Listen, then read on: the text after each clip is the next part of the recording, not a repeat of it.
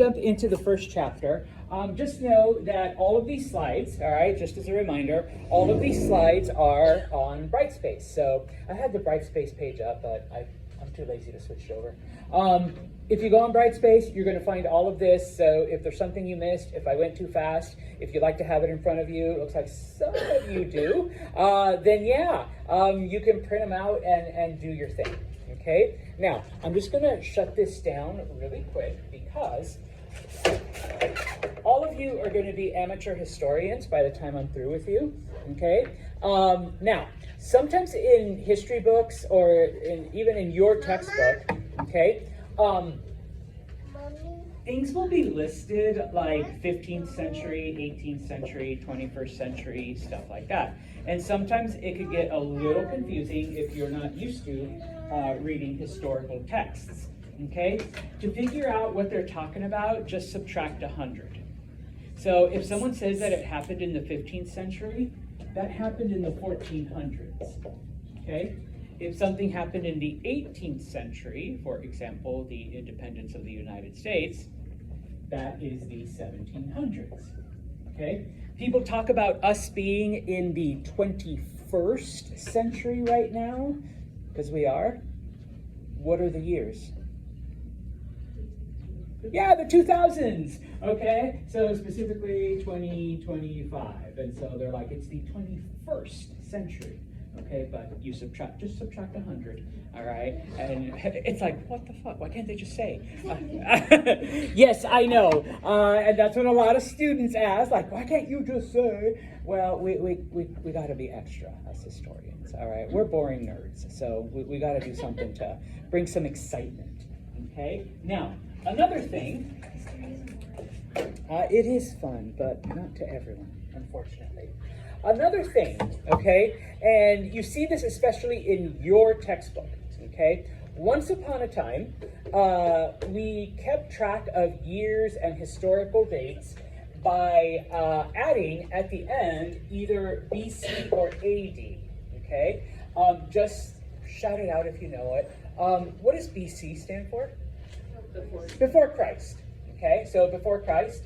This one's always fun. AD. After death. Everyone says that, but it's not. I know it makes sense. Okay, but AD is actually Latin for Anno Domini. All right, you're gonna learn some Latin here too. All right, Anno Domini. So AD, but it translates to the year of our Lord in English. Okay.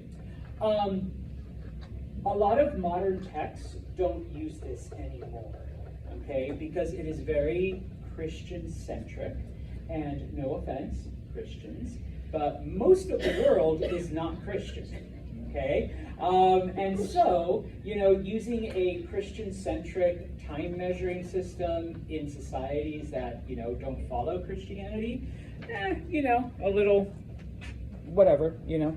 And so, a lot of textbooks have now changed this to BC is now BCE, and AD is just CE, which stands for before the Common Era and the Common Era. All right? Bless you. But of course, in the end, what is it? What's that determiner between before Common and Common? Okay, but the life of whom? Yeah, Jesus. It's, you know, it's still the same like division, but we're just calling it different. So it's kind of a compromise. Like, okay, we won't mention Christ, but we're still going to use his life and death as the marker between boom and boom. Okay. Oh, the other thing. I am so sorry. And I just remembered as I was talking, okay? Sometimes you will see things described as prehistoric. And I don't know why we call it this, because history started and boom. All right, so like what? Before history? Prehistoric just means it happened before writing. Okay, because obviously before writing wasn't invented until about 8,000 years ago. All right, and humanity has existed way before that. All right. Mama, what are you doing? If there's no record, don't worry. If there's no records of it, like how do we know that it happened? Okay, well, you have stories, you have oral traditions, you have archaeology, you have, whatever. Okay, and so when it comes to that, sometimes we got to say, all right, according to this legend and according to the archaeology, this is what we think happened, like in these prehistoric times. Okay, so you've now got the tools to be amateur historians. All right, so with that, chapter 1 begins talking about various creation narratives. All right, and you do have an assignment that goes with that. All right, next week, but it compares, that versus the scientific data that we have out there. Okay. When it comes to those creation narratives, some of the things that they have in common, and it doesn't matter if you believe like in the Judeo-Christian narrative, in the Maya narrative, the other one we're going to look at is a Yoruba from Africa. We're also going to look at an Indian narrative. Number one, they always give either a date or a specific time frame, all right, when something happened. So, let there be light, let there be plants, let there be animals, let there be a man and a rib woman, and boom, that happened in 6 days, all right? The Maya also, okay? Corn people, more corn people, and it took like 3 months. And now we have, no offense, different shades of corn people. And the gods were happy, okay? Type of thing, all right? In addition, I have and once again, if you go into history, you start studying some of these stories and these legends, there is not any narrative that I've looked at that places the earth at, or even like the entire universe, at more than 10,000 years old. Okay? Once again, I was raised with a Christian background. No matter what priest or minister or pastor or whatever, most of them don't look at 7,000. That's it, 7,000 years old. All right, before that, there was nothing. Okay? Those are those creation stories. Okay? Whereas science, okay, tells us that, well, actually the earth is millions of years old, and the universe itself is in the billions of years old. Okay? And the other thing, okay, most of these creation narratives, humanity is this right here: hair, eyes, body, arms, legs, the whole thing. You can look at her, all right? Whereas science tells us no, things evolved over time.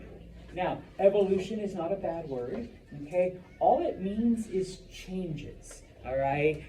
Creatures and plants and other things have changed over time, okay? And so, we are going to look at us, okay? Now, the other thing that your textbook mentions is that when we look at these creation stories, we're not doing it to get a historical perspective. It's like, oh yeah, I read the creation narrative and, let there be light and plants and animals and people and snakes and apples, and there you go, all right? No, okay? We read them, we look at them because they tell us the importance of that culture. It tells us what that culture believed, okay? So going back to the Maya narrative, where all of humanity was created out of corn, what was important to the Maya? Corn, yeah, that was like the staple of their diet, all right? Everything was based on corn, okay, type of thing. We'll look at the Indian narrative is basically one of the gods, Purusha, was broken up into different pieces, and different pieces became different parts of the universe and the earth and this and that. And so it tells us that, yeah, they had this pantheon of hundreds of gods, and that they don't go against their caste system because each part is a part of their god. Okay, and so that's why, these castes in India are accepted and whatnot.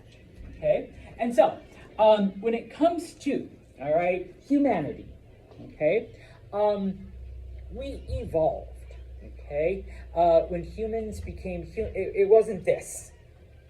Okay, imagine my legs healed. It wasn't like perfect. Yes.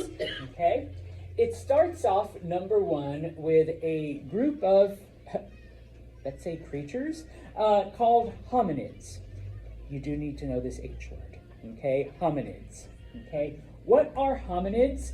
Hominids are divided up into 3 different classifications. Okay, and we begin to see the evidence of hominids about 23 million years ago in Africa. Okay, number 1, gorillas. Gorillas are hominids. Okay, number 2, I can never spell chimpanzee, so chimps. Okay, yes, all right, you can just write chimps. If you can spell chimpanzee, go right ahead. All right, and then finally, the 3rd classification is humans. Okay, now the official, I guess, biological nomenclature for humanity is hominins. Okay, now there are different types of hominins, so we'll get to those in a minute, the sub-classification. All right, so yeah, and that's why they say that humans and chimps, we share 90+% of DNA with chimpanzees. All right, because they're basically our cousins. Now, what distinguishes hominins from chimpanzees and gorillas? Well, I'm glad you asked, all right? And this is what we're going to look at. But once again, we didn't just start like this. These things happen over hundreds of thousands of years, okay? Number 1, hominins, and don't use me as an example, but hominins can walk on 2 legs. Okay, they can walk upright. All right, I need 4 right now. All right, there's my other 2. And some people say, yeah, but Santos, I've seen chimps, I've seen gorillas. Okay, they can spend a little bit of time. They can, get up here, but then they always go back to their knuckles. All right, but yeah, humanity is the first hominid to walk completely upright. Okay, number 2. Hominins at some point discover fire, all right? And they realize, wow, it is much warmer here. Oh, my food tastes a lot better if I pass it over this fire a few times, okay? And so on, okay? Now, originally, we can guess that, lightning strikes a tree or some brush, and they discover fire that way, and then they're able to kind of preserve it, keep it from going out. After thousands and thousands and thousands of years, some really smart hominid discovers how to actually create it, how to reproduce those conditions. Yes, smart guy. All right, so that humans can have it. All right. Letter C, tools. All right. Now, we're not talking about, you go down to Home Depot, you buy a new, saw or screwdrivers or whatever, all right? Probably the most simplest tools originally were like, hey, if I hit this rock on the head of this gazelle, it makes it a lot easier for me to have dinner, okay? If I hit this rock on top of this piece of wood, I can shape it into things that I want. Over the thousands of years, then, humans realize, okay, if we do something a little different, if we start adding other things, okay, it makes our work a lot easier, okay? Probably the most important distinctions, because I'm sure some of you will say, Sandra, I've seen chimps push buttons and, gorillas hold sticks and beat each other. Okay, yeah, but skills and language, okay? Humanity, hominins, are the first to take whatever the heck is up here and somehow make it so that it comes out here as words, okay? Oh, but Santos, I've seen chimps do like sign language. Yeah, they can have some rudimentary skills. Yes, but humans taught them, number one, and sometimes they're like just mimicking and repeating, although there are some really smart chimps and gorillas that can actually express, all right? But it's at a very basic level, Mama, okay? You're not going to be doing calculus with your chimp friend, okay? You can do calculus with Sierra here, probably, right? You're like, no, I can't even do that. All right, no calculus yet, all right?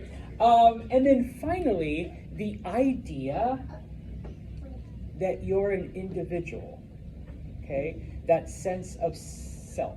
I think, therefore I am, okay? That is something that even though we can't really quantify it in either like chimps or gorillas, they may not have that awareness. We see it in other mammals, that they're not really aware of their individuality, okay? Now, all of this that I've talked about, once again, didn't just happen when the corn gods created Mr. Santos, okay? It took anywhere from 23 million to 150,000 years ago. And so some of you might be like, well, Santos, 22.5 million years, that's like, what the hell? Okay, but this is prehistoric, all right? Nobody wrote it down. Today I learned word. Oh, these are words. No, nobody left that record behind, okay? Because they couldn't, all right? So we're taking our best guess because we do have archaeological evidence and we do have a couple other things, all right? Now, okay? It's not a bad word, all right? Evolution. All evolution means is the process, and I know I've only given you like humans right now, but all animals go through evolution, okay? The process of animals and plants, because plants evolve too, all right, to adapt to their environment, okay? Other terms is either natural selection or survival of the fittest, okay? There is some kind of environmental change. If you adapt to it, you survive and pass on those genes. If you don't adapt, you die, and your DNA dies with you. Boom. Okay, that's basically it.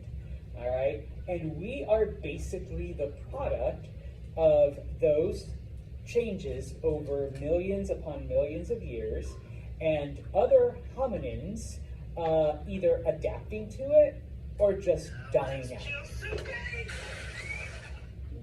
That's fine. We need entertainment. I'm kind of boring. All right, people are falling asleep, so that wakes them right back up. Okay. So yeah. Okay. I'll show you a clip on Monday because evolution can take place over millions or thousands of years. But there's an example in England that happened over 75 years, an example of evolution. Okay. Now, despite what and some weirdo, like non-science believing from a certain political party may tell you, it is not, I'm sorry, what's your name? Adna. She did not go to bed as a monkey last night and then woke up like this, okay? That is not evolution. And some people, seriously, I've heard some politicians argue, well, if evolution is real, why do we still have monkeys? And it's just like, that's not how it works, okay? Adna did not go to bed, chimp Adna, and then this morning it's human Adna, all right? That is not evolution, okay? But some people seem to think that it is, okay? All it is successfully adapting to your environment and passing on those genes to the next generation, all right? And then they survive. And then something else happens, and you survive, and you pass on those genes, okay? That's basically it, all right? So, I'm not gonna ask you to remember all of the hominins, but I am gonna ask you to remember 3, okay? This is not a paleontology class, so I can't get into like Cro-Magnon man, I can't get into Java man, I can't get into Australopithecines and like all of that stuff. Wait till you go to a 4-year school and take paleontology, all right? For Mr. Santos, 3. Number 1, Homo habilis, okay? What is the importance of Homo habilis? they were the first hominin to use tools. Okay, they were the first to figure out if I smash this rock on this, it will. There's more strength than if I just use my fists. Okay. Yes. All right, and it will hurt less. Okay, type of thing. All right. So yes, their tools were very, very simple and very, very rudimentary.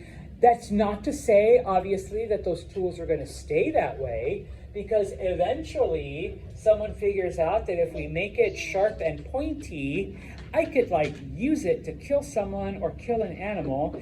And if I make it really, really narrow and pointy, and if I attach it to a stick, I can kill one of these animals without putting myself in danger, okay? Or at least minimizing the danger to myself, all right? So, Homo habilis, first one to use tools, okay? The next one, Homo erectus, okay? Why is Homo erectus important? Number one, they are the first hominin to walk upright completely, all right? Homo habilis was still kind of like doing one of these things, okay? They weren't knuckle dragging, they weren't quite chimpanzee gorilla, all right? But they were like this, okay? Homo erectus, that's why, because he's erect, all right? That's where we gave him the name, okay? They were the first to understand the concept of family, all right? That these people somehow are responsible for me and Emma existing, and we have some kind of connection, okay? A friend of mine who is a veterinarian, I remember her telling me that one time she came in with one of her cats. She had one. No offense, because I love cats, even though this. Did I tell you? Oh, I got attacked by a cat. All right, a house cat. Got infected, and I needed surgery to clean it all out. Mama. That's why I'm like this. Okay? Mommy. But I still love cats. Okay? Anyways, this friend of mine, veterinarian, lady comes in. She has a lot of cats. And she's like, what's wrong with my cat? And it was a female cat. And she was like, you know, vet checks it out, your cat's pregnant. And the lady's like, well, that's impossible. Like, I don't let her out. Like, she's an indoor cat. She's never gone anywhere. And so the veterinarian asked, well, do you have other cats in the house? She's like, well, yeah, her litter mates, you know, like one of her brothers and then one of her sisters. And she's like, well, that's how she got pregnant. And she's like, Where's my bobo? that's disgusting. It's her brother. What are you talking about? And my friend had to explain to this lady that cats don't have that sense of like, oh, hey, I can't think she's hot. She's my sister, you know, like type of thing, and vice versa. And so she's like, I could not believe this like woman in her 40s, you know, thought that this male cat would not get her other cats pregnant because they were litter mates. They were brother and sister. No. Homo erectus is the first hominin to figure that out, all right, type of thing, okay? They are the first ones to discover fire, okay, and eventually be able to reproduce it.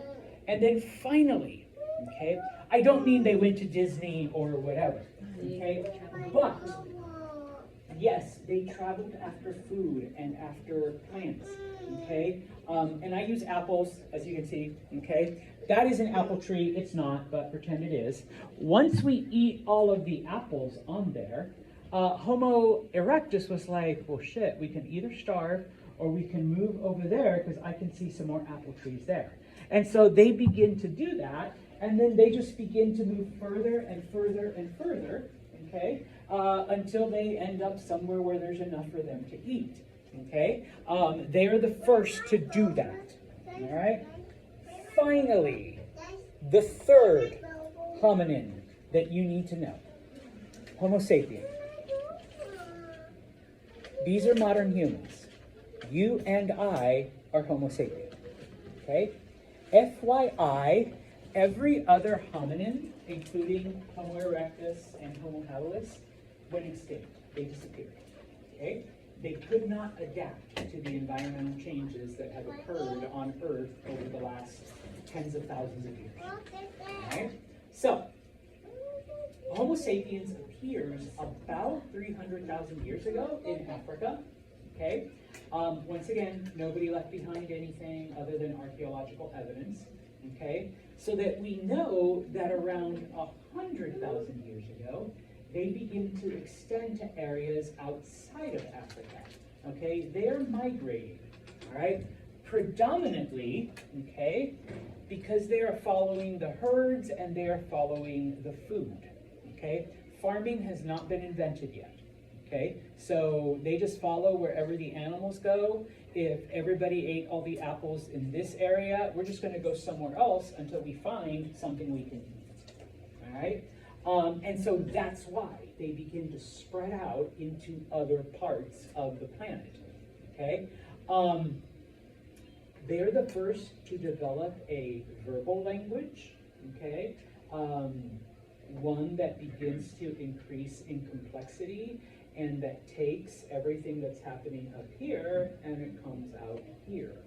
All right. Not an accurate date, but once again, our best guess. Okay. It takes about 285,000 years for Homo sapien to go from Africa and eventually make it to Siberia, where during the last ice age, Homo sapien is able to cross into Alaska and then spread throughout the Americas. All right, and so that is how basically modern humans, all right, continue on. All right, now during these hundreds of thousands of years, yes, the process of evolution is happening. Certain Homo sapiens survive, others die out, and so those traits are passed on. All of the other hominins, they cannot adapt, so they die out. Although recent DNA studies have shown that some Homo sapiens mated with Neanderthals because they have, like, you know, if you subject yourself to these fun tests, they can tell you, ooh, hey, dude, you actually have like 3% Neanderthal DNA in you.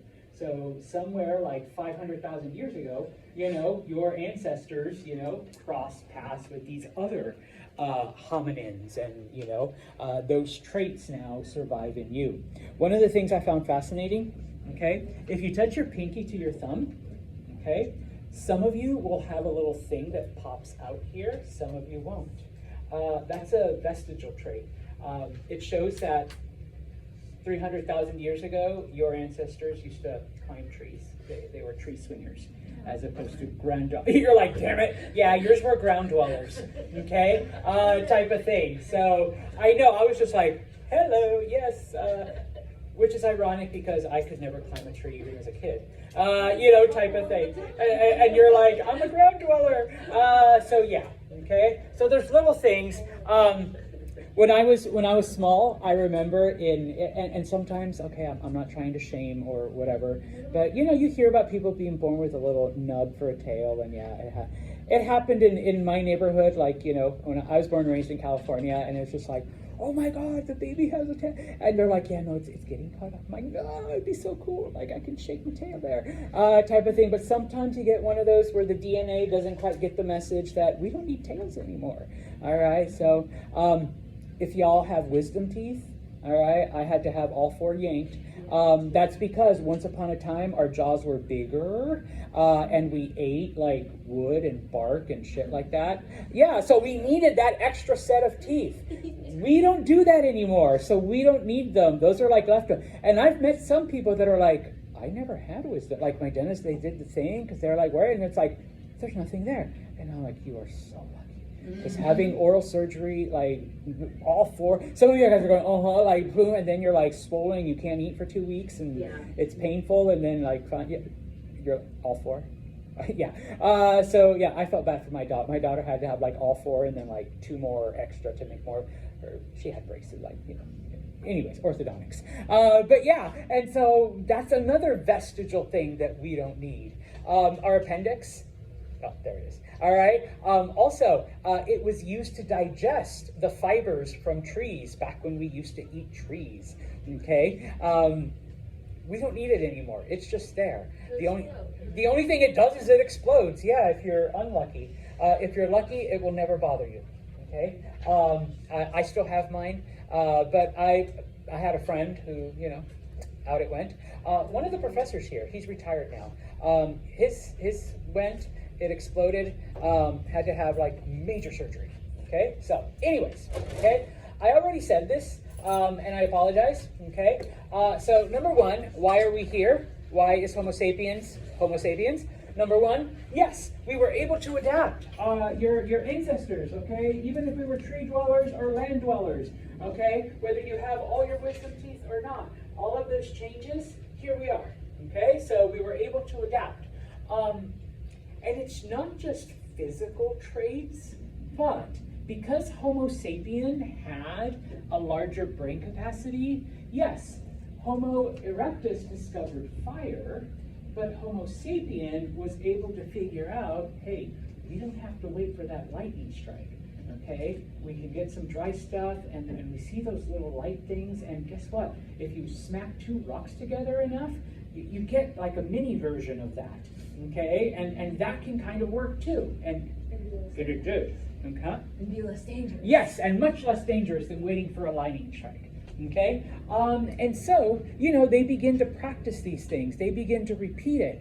And because Homo sapien develops language, okay, we have our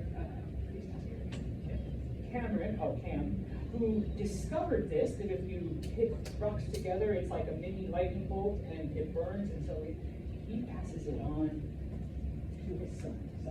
Okay. It was a man's world even back then.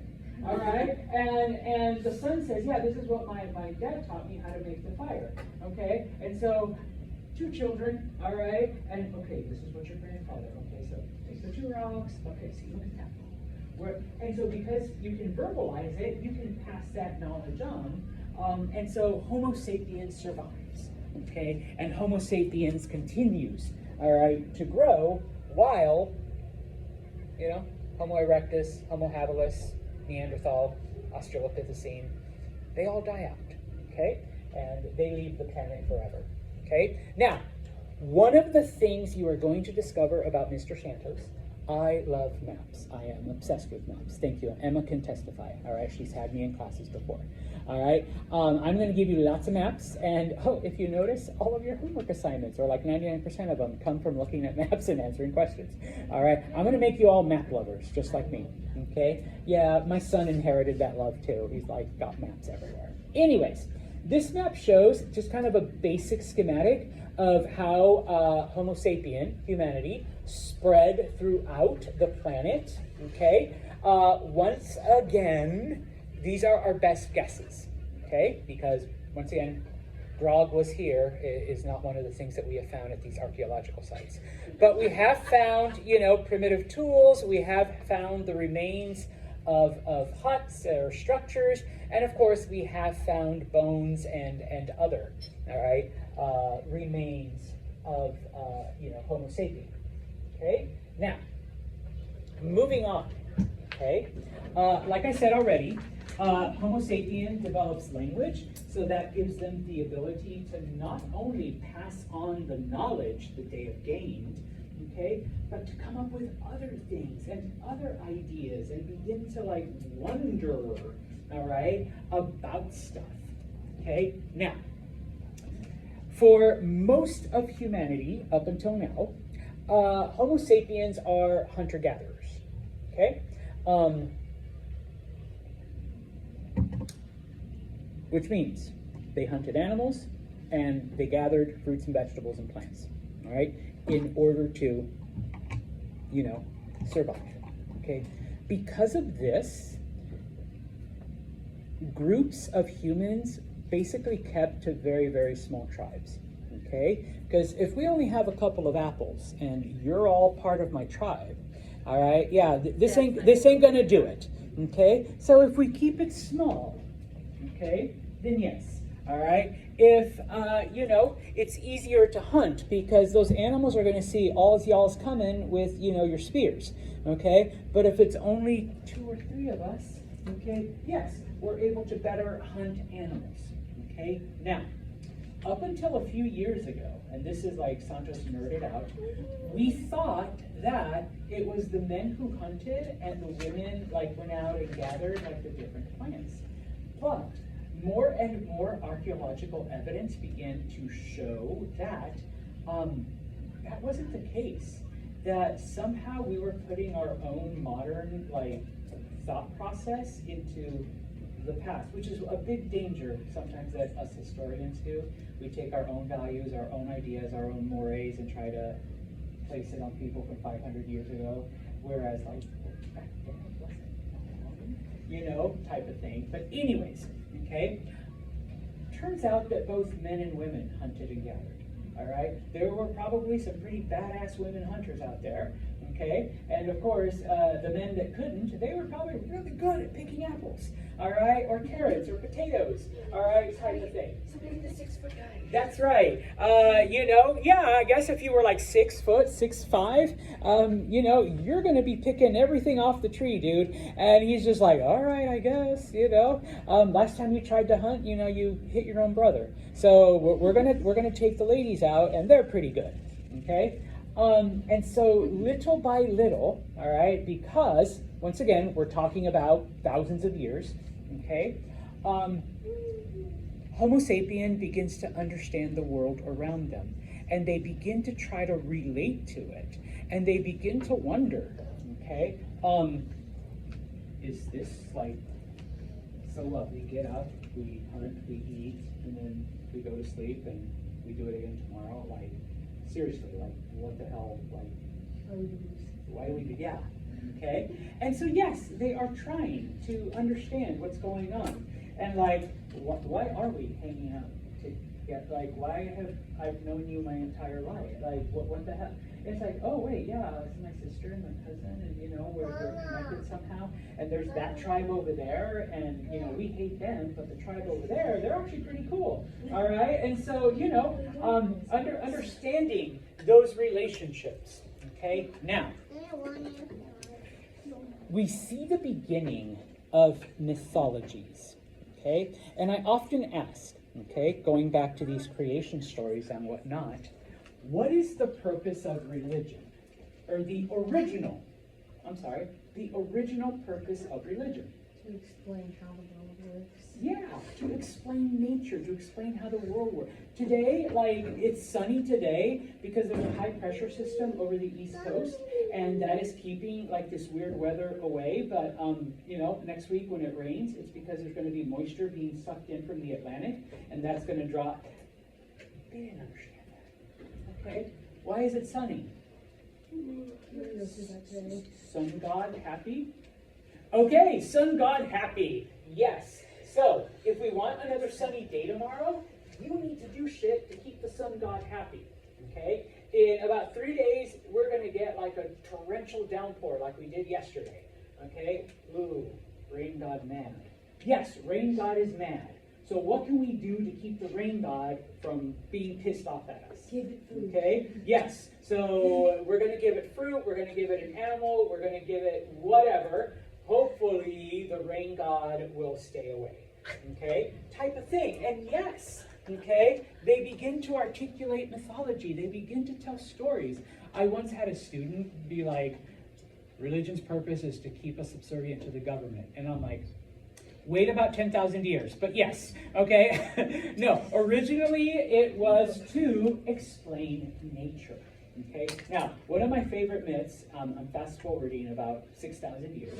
Once upon a time, the earth goddess had a daughter named Persephone. Okay? Persephone was gorgeous. She was beautiful. All right? But there was the god of the underworld, Hades, who saw her, fell in love with her, and kidnapped her, and took her to the underworld. Okay? Mother Earth was sad. She was depressed. She loved her daughter. So guess what? Everything on the planet began to die, and everything turned cold, and nothing would grow. And so finally, humans were the ones that were suffering. They go to Zeus and say, Zeus, you got to do something.